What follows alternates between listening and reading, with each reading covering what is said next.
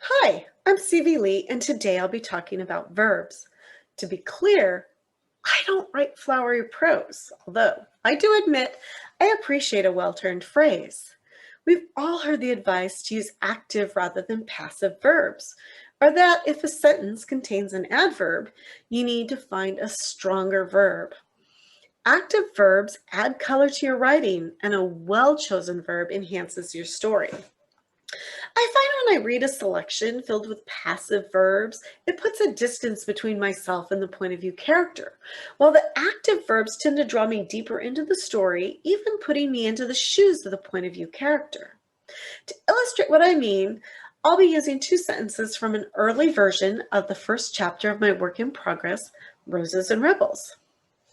For my first sentence, the room was lit by the glow from 100 candles. So how do I fix it and make it active?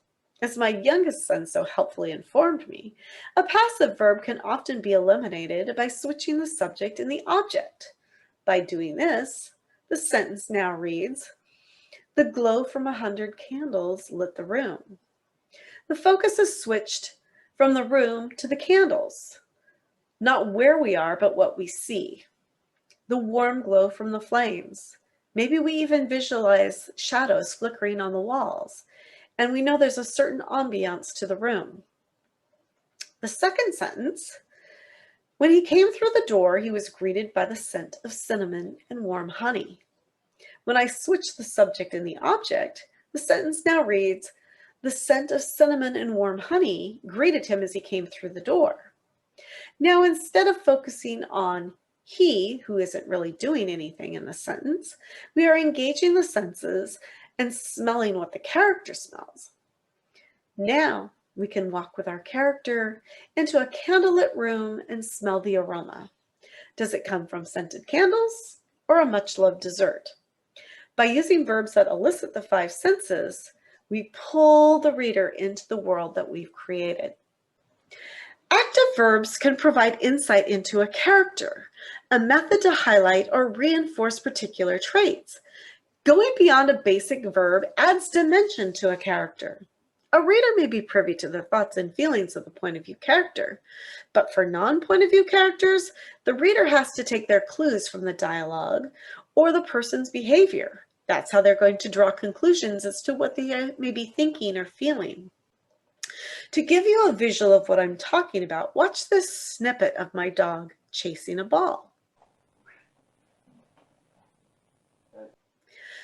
I could write that my dog chased the ball, but you would get a more vivid picture of my dog if I tell you he springs, hops, or bounces over the grass, his ears flopping like a rabbit.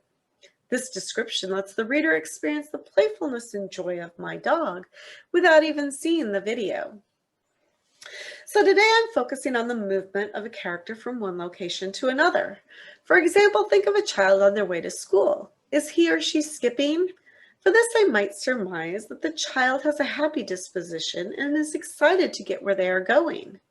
What about a child that runs the entire distance? This child might have a lot of pent-up energy and maybe finds it difficult to sit through class. Whereas a child who trudges to school appears unhappy or apprehensive. Let's move on to a type of sentence that we often find in early drafts of a manuscript. He or she left the room, or maybe he or she walked out of the room. This doesn't provide insight into what they are experiencing. So let's begin by switching up the action to reveal something more about who this person is, starting with verbs most often used with male characters. He swaggered out of the room. Now I envision a man that has a high opinion of himself, even arrogant. Or is there more context to the character description that would lend us to believe he's insecure and trying to put on a front? Change the verb to he staggered out of the room, and maybe this man is injured, ill, or had a bit too much to drink. If any of these are the case, this one verb change in the sentence reinforces what's happened earlier. If the same man storms or stalks out of the room, we can safely assume that he's angry.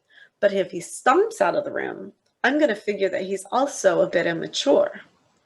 And keeping with the S words, maybe he slunk out of the room, hoping to leave unnoticed. Or maybe he's embarrassed or ashamed. Now let's take that same sentence, she left or walked out of the room, but using verbs that are more often associated with female characters. In past centuries, when dresses were long with full skirts, you often see a sentence like, she glided out of the room. Here I envision elegance. However, if she sashayed out of the room, it's a bit more flirtatious. Whereas if she flounced out of the room, she appears irritated or impatient. If she stumbles from the room, she may be upset, even crying, or maybe she just tripped over a toy left on the floor by one of her little darlings. I hope this video provided some insight to help you improve your writing. To be notified of more edifying videos, please subscribe to our channel, and happy writing!